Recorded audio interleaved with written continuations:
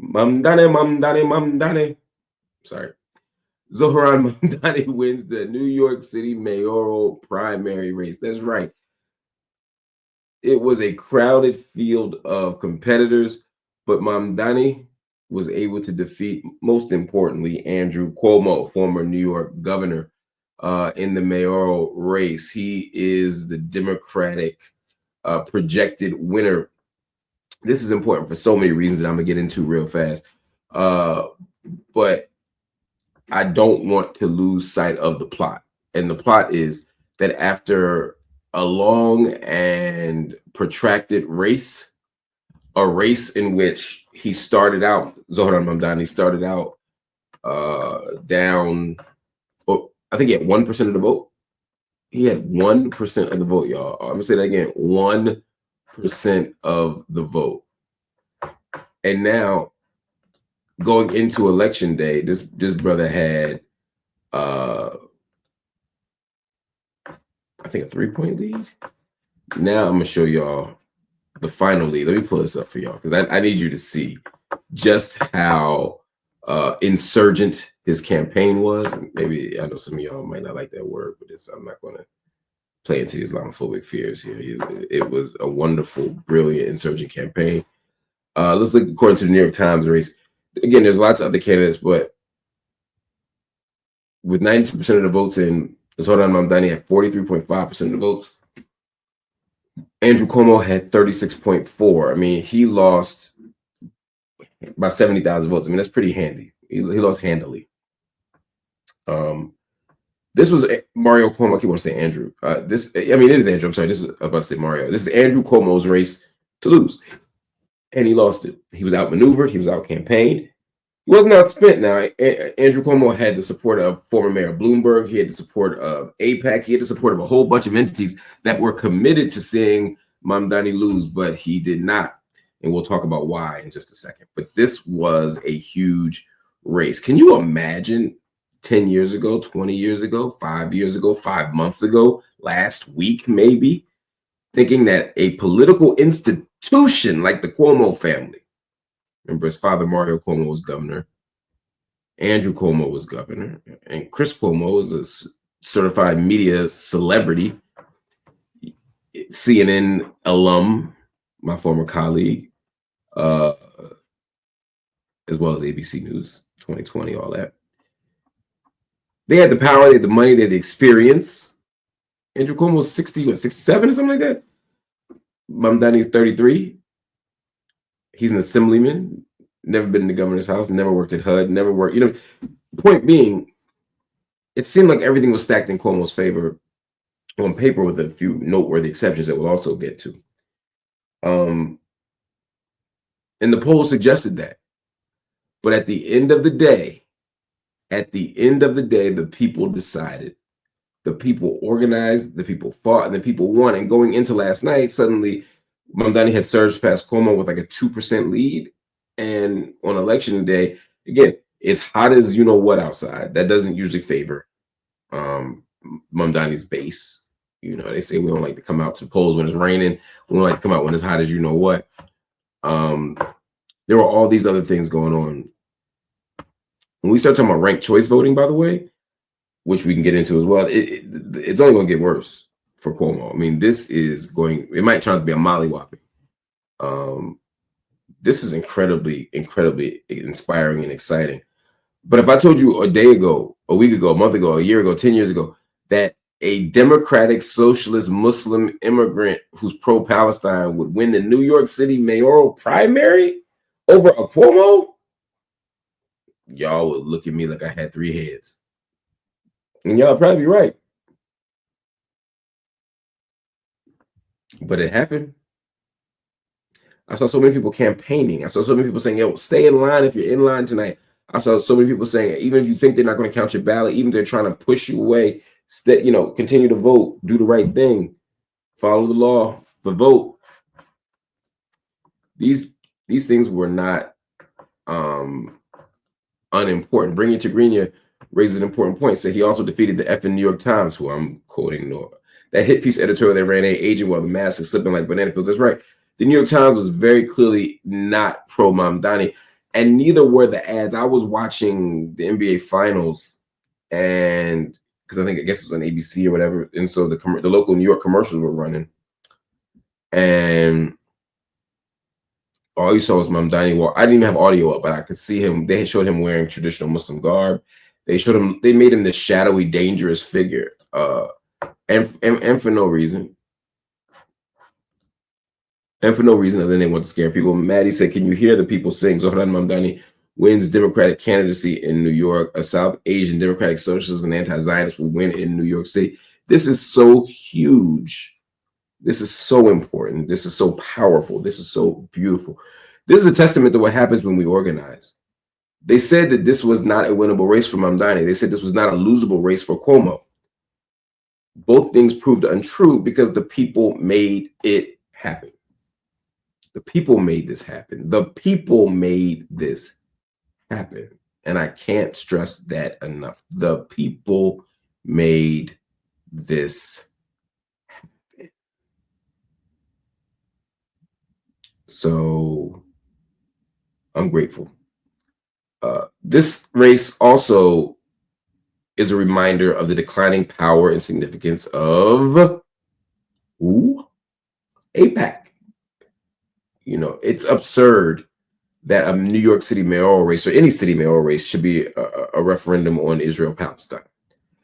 Not to say that people's politics shouldn't matter, but they were specifically trying to make Mamdani, they were trying to play on Islamophobic tropes, and they were trying to frame Mamdani as someone who engaged in some kind of Islamic violence. So they tried to make him a jihadist. They tried to make him an anti-Semite. They tried to do all the things that would make New York's voting base less likely to vote for Mamdani. But these are classic AIPAC tropes, right? That if you disagree with us, you're anti-Israel. If you're critical of Israel, you're anti-Jewish, right? It didn't work.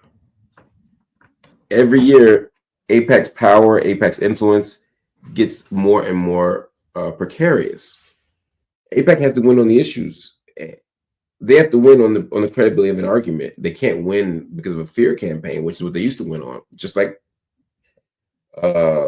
several other right-wing causes, they would win because the politicians would be afraid not to go along with them.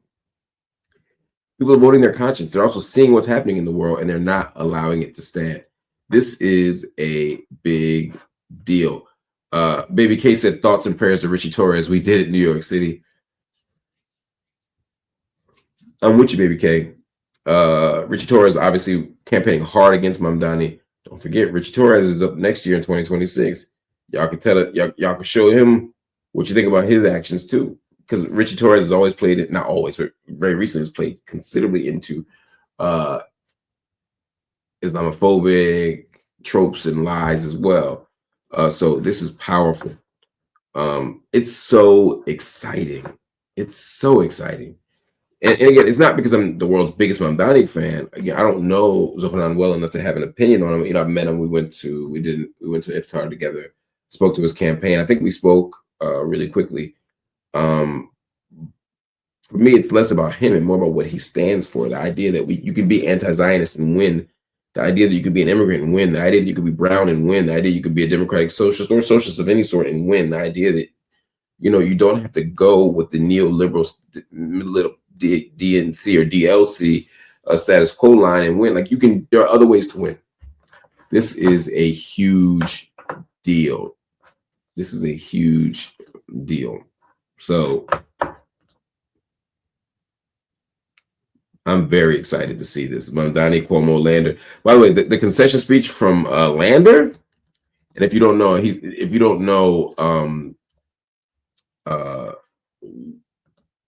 him well, Brad Lander is the New York City comptroller who ran for mayor. He lost, as you can see, but he gave a heck of a concession speech. It was wonderful and so adorable to see his parents behind him, to see him big up his team, to talk about, you know, being a progressive Jewish person, and to say that Cuomo's effing time is up. He dropped the F-bomb about Cuomo, and he didn't even win, but he was happy that Cuomo didn't win. And that's the thing here. Even people who didn't get their first choice are still happy that Cuomo did not win. That's important to me. As a piece of evidence, as a piece of data, as a data point. I think that's an important data point. Ranked choice voting, super important. You know, people are always trying to tell you, especially Democrats, oh, you're throwing your vote away if you vote your conscience. Oh, you're throwing your vote away if you don't vote for this person or that person. Ranked choice voting represents an alternative strategy where you can vote for who you want to win, and you could offer a strong number two. So, hey, I want Mamdani, but if he don't win, then give me Lander, then give me, so and so, right? Give me Adams, give whoever. And the idea is you can vote your conscience, but still have an alternative, so that you're not stuck between lesser of two evils logics. I love the ranked choice voting system in New York City. I think it's great. And again, it benefits the voter who wants to vote their conscience, which everyone should. People should always vote their conscience. They just shouldn't have to pay such a high price if, there are other alternatives on the board that would be better. Number two choices, right? It shouldn't be all or nothing, because that's how people like Cuomo become elected. Mikey Alamode said, "I'm so freaking happy, man. I've been fighting for my life as a black leftist to not be invisibilized. They kept telling us it's just the white transplants that wanted him. No, bitch, stop playing with my city. Facts on facts on facts. Whole lot of people wanted him. Mamdani only wins because there were coalitions of people, there were groups of people, there were demographics of people who absolutely wanted him to be mayor, or at the very least did not want Cuomo to be mayor. This is something that we can't ignore either, right? And we should get into the why of it.